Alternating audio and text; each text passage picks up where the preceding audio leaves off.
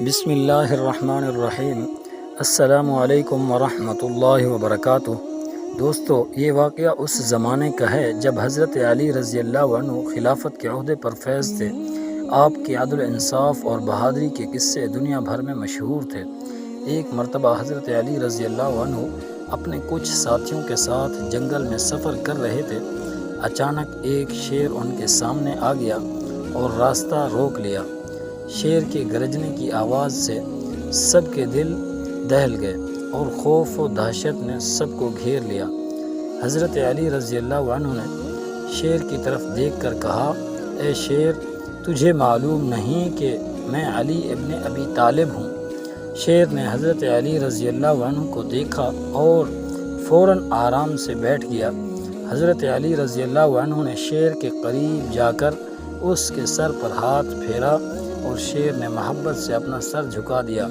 یہ منظر دیکھ کر ساتھیوں نے اللہ کا شکر ادا کیا۔ ایک دن حضرت علی رضی اللہ عنہ نے ایک انگوٹھی بنوائی جس پر اللہ کا نام کندہ تھا۔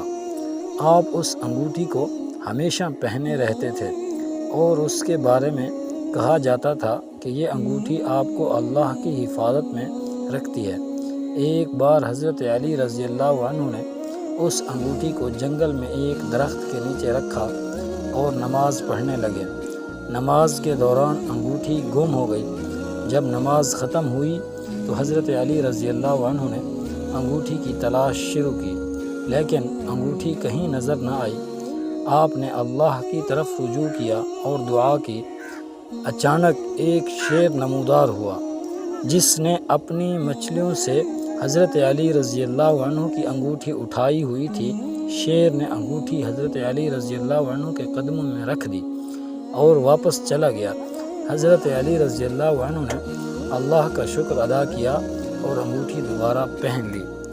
امید ہے کہ تمام دوستوں کو یہ ویڈیو پسند آئی ہوگی۔ جن دوستوں کو ویڈیو پسند آئی ہے ان کو گزارش ہے کہ چینل کو سبسکرائب کریں، ویڈیو کو لائک کریں۔ اللہ تعالیٰ سے ہماری دعا ہے کہ ہمارے دیکھنے والے سننے والے جہاں رہیں خوش رہیں اور اللہ کے حفظ و امان میں رہیں۔